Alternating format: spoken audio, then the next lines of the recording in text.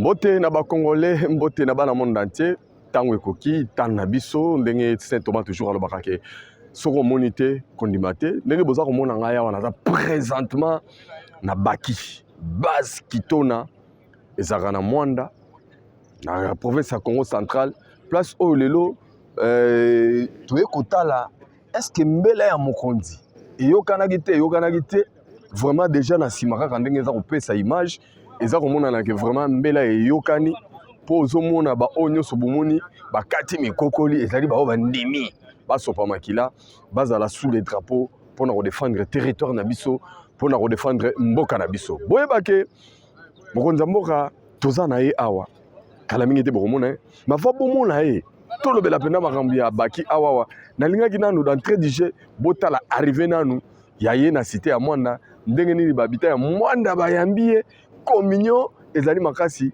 entre mokonzi ya mboka Félix Antoine Tshisekedi Tshilombo na peuple na ye vraiment peuple a se retrouvé parce que amoni enfin azwi mokonzi oyo alingi pe mboka na ye po plaisir oyo population aza nango sikoyo nalilakanga motema te mpona bombela bino botala ndenge ezalaki grâce à réalisateur nangai Aratamarego vraiment lakisa bango na bongo tozonga après. C'est vers les premières heures de la matinée de ce mercredi 7 décembre que le chef de l'État Félix Antoine Tshisekedi Tshilombo a quitté la capitale, destination le Congo central, une province qu'il a choisi de parcourir par route de Kasangulu, son tout premier territoire, jusqu'à Mwanda.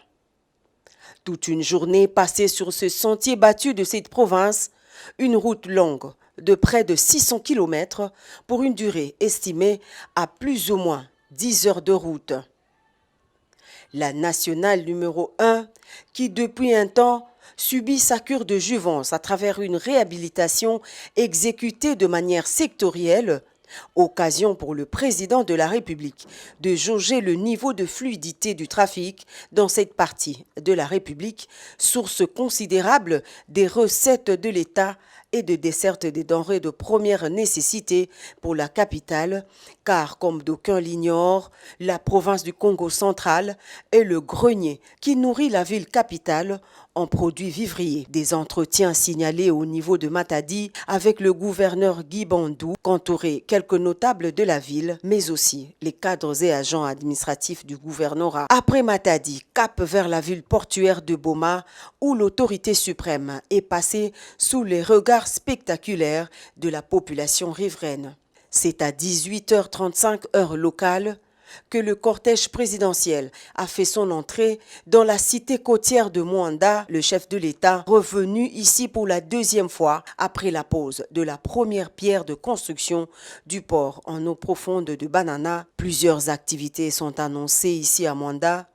La plus en vue est la causerie morale que le garant de la nation aura ce jeudi dans la matinée avec les militaires basés à Kitona. Voilà, merci ndenge na yebisaki bino ke toza toujours na ba Congo na base militaire ya Kitona. Base oyo ezaka base moko historique makambo ebele elekawa.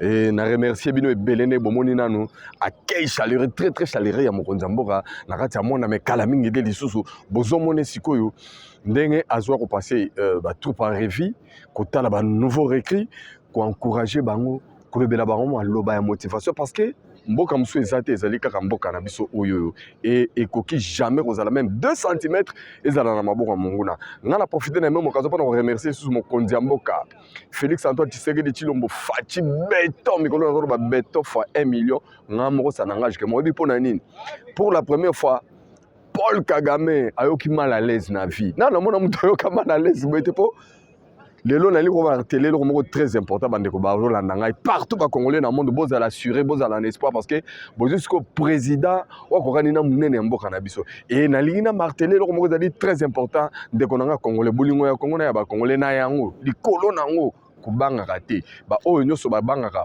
Paul Kagame bobanga yebino moko me bobangisa biso yete po biso zana muto zana taille azana taille ya ko diminuer ko silisa ye gaz. Alors préparez-vous, botala, bato ba signer tumba bango yo, bolanda cérémonie nyonso ndenge koleka. En tout cas na lobina bino ke to ensemble mais bobo sanateur, abonnez-vous toujours na visibilité PR parce que awa bozo zo masolo nyonso mokonzi mboka sans tricage, sans montage, sans ajout, mais ça clean, net original. Merci Nenge Bozage Belé déjà. Tout mois de décembre, ma meilleure veine à Binonio sur ma famille, ils allaient à Bissou à Selcom, ils allaient à présidence mobile, mais ils allaient partout. Déjà, tous allaient na ba veille à malamu, mais tous allaient veiller, tout le monde vigilance. Et puis, bah, jeune, en dehors, bah, allaient à Missou, bah, c'est belé. Il y a des provinces mususu ba koti basé belé bino pe bozana nusima bokota et ba jeune mususu bo former pe ba groupe d'autodéfense justement pour répondre toujours n'appel ya mokonzi mboka po tata bo moko mokonzi bo moko mokonzi mususu azali te kaka chef de l'état Mukantombolo Félix Antoine Tshisekedi Tshilombo. Merci na mon grand réalisateur Arata Marego appel Sabino Skoyo Bilengi et si tout va bien, surprise Rosala na Katiawa. Si tout va bien, surprise moko pour redécouvrir maintenant na lobaka toujours soko monité kondimate zala éveillé fongo la télé tala bien. Alors, à tout à l'heure. La République démocratique du Congo entame depuis le 3 novembre 2022, date qui rappelle la mobilisation générale lancée par le commandant suprême des forces armées de la République démocratique du Congo, Félix Antoine Tshisekedi Tshilombo, pour la défense de la patrie dont la paix n'est plus négociable. 10 000 jeunes ont répondu à l'appel pour bouter dehors l'ennemi de la République sous couvert du mouvement terroriste M23. Sous une pluie battante, signe de la bénédiction, le président de la République a effectué le déplacement du centre d'instruction de Kitona, situé dans la périphérie du territoire de Moanda. Il est ici pour d'abord réarmer moralement ces nouvelles recrues, car la mission de la défense de la patrie est noble. Ensuite, s'imprégner des conditions d'hébergement et d'apprentissage des nouvelles recrues des FARDC venues de toutes les provinces du pays. Une représentation qui rassure la population congolaise. Tête chauve, tenue désenfilée, ils sont estimés à plus de 10 000 volontaires, des vrais jeunes patriotes décidés d'en découdre avec le Rwanda, qui s'est trompé d'époque dans ses manœuvres de la déstabilisation de la partie Est. Bien défendre l'intégrité territoriale et assurer la sécurité des Congolaises et Congolais contre toute agression ou attaque d'où qu'elle vienne, c'est le mot passé à ces nouvelles recrues à qui le commandant suprême demande plus de discipline et d'abnégation, mais surtout, ne jamais trahir la patrie. Votre devise.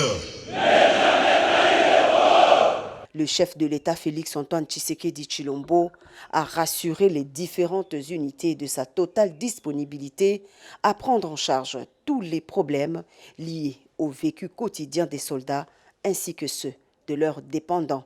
Naye lelo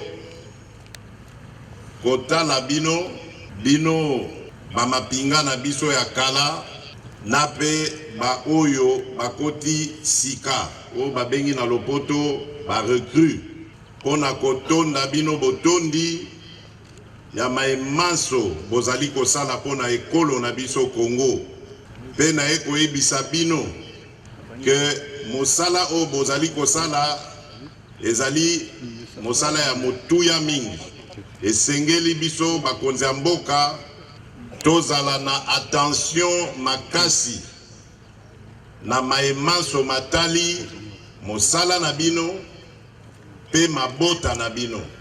Du haut de la tribune érigée pour la circonstance, le chef de l'État a également évoqué la loi relative à la programmation militaire en cours d'examen au Parlement, une disposition inexistante depuis plusieurs décennies. Avec la mise en œuvre de cette loi, le garant de la nation entend réitérer sa détermination à redorer le blason terni de l'armée nationale et à lui restituer son prestige d'antan. Nakosala bino ba promesse mingi te, na préféré na bandaka kolakisa bino na ba acte bokomona bino moko ndenge mapinga na biso ekozwa valeur ekozongela valeur nango ya kala pe ekobanda kobangisa banguna nyonso oyo bakozala na makanisi ya koatake mboka na biso. Gouvernement etindaki loi oyo ya programmation militaire na parlement esali bambula na banza banda ba période d'indépendance wana loi wana ezalaki te. Tina ya loi wana ezali nini? Ezali ko organiser armée na biso. Koyeba nombre ya effectif. Koyeba ko équiper armée na biso. Koyeba ko gérer yango de sorte que bana mboka mapinga bazala na ba condition malamu. Yango wana loi wana eko permettre biso sikoyo to bandaka kotia mbongo o esengeli ko salisa bino na maimanso na lakisi bino wana. Likambo ya pasi, likambo ya kanai, likambo ya motema mabe ko yiba mbongo ya ration ya ba soda ya mapinga, makambo nyonso wana ekosila abuo ya. Bien auparavant, le commandant suprême des forces armées et de la police nationale congolaise a assisté à la parade et honneur militaire accompagné de la fanfare pour le passage des troupes en revue, assurant ainsi la solennité du passage historique du chef de l'État sur ce site. Le clou de la cérémonie aura été ce briefing à huis clos avec le commandant de la base et autres hauts responsables des différents départements militaires et une visite des installations de la base militaire du Kitona. Voilà, qui sont ici à Kitona, et le message est lancé à toutes les recrues disciplinaires à travers le territoire national. Monsieur le président, comptable de cette par rapport au marché, Kitona, Rwanda, Banana, ce sont aussi des cités touristiques. Le président vient de s'adresser à vos recrues. Non seulement ceux qui sont celles qui sont ici, mais à travers le pays. Qu'est-ce que vous tenez? Je pense que particulièrement ça veut dire que dans un moment où il faut franchir étape, le chef de l'État a loué une étape où il y a mobilisation, à cause d'une phase active qui a redéfendre Boka. Et pour redéfendre Boka, c'est ça qui appelle la jeunesse. Le Kibinomoro, vous avez 10 200 recrues qui répondent spontanément à l'appel du chef de l'État, Baouti, Bissika, Nyoso, la République, Baouti, dans 26 provinces de la République. Donc, Nazali, Naïsego, Mingi. Donc, on a Nazali, Ngamoko, gouverneur et la province centrale, Nandenge Tozo Yamba, nouvelle recrue, Nandenge P, chef de l'État, ROPSA, a choisir Congo central pour leur faire un message, on a très fort. Dans la force des armées, il y a la République démocratique du Congo, mais spécialement dans la nouvelle recrue.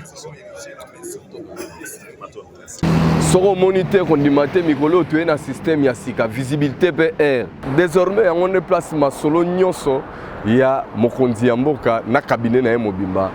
Yo congolais oyo uza libanda uza à l'intérieur yeba yango ke solution pour la information à solo et zanga tricage abat le fake news a on a visibilité PR de rezoba vraie information nyonso etali mokonzi ya mboka na ba activité na ye ya République démocratique du Congo. Abonnez-vous massivement. Surtout que awa tobongiseli bino bilubu eza tellement ebelé. Elubu aliboso ezali ba réalisation nyonso ya mokonzi mboka de 2019 à nos jours. Awa nde bobana kozwango mibimba. Ya minene ba temps fort ya ba déplacement na ye. Ba réalisation ba cabinet ya ba activité ya ba membre ya cabinet nyonso bobana kozwango awa na visibilité PR parce que ya on est un canal approprié pour bino nyonso bo s'abonner. Certainement na bige mikolo na RDC mboka na biso ezala bandeko bazali banda eza bao baza à l'intérieur actuellement biso nyonso tokomi ba nyosologue c'est-à-dire que bato bayebi tout tulingaka to comprendre tout mais yeba ke parfois ko samaka parfois memamaka mais awa oza na vraie précision pona nini lobi awa oza na vraie précision parce que bokomi na habitude ya mokonzi mboka lobi boye bino boke bobongoli yango bomonte yango bakisi bokotiseli biloko ya lobaki te yango tolobi ke désormais toutes sortes ya ba vidéo etali mokonzi mboka soki bo trafiquer yango biso awa bato baye kozwa vrai lien oza na intégralité na réalité ya balongole eloko te babakisi mpe eloko te et à travers yango tokobombela bino bamagazine ebele baémission ebele surtout oyo kobanda kolakisa tout ce qui est activité na réalisation ya mokonzi mboka. Archives n'en parlons même pas, rétro n'en parlons même pas parce que mokonzi mboka depuis 2019 tilelo asali makambo ebele mais mingi boza au courant te mingi bomona te.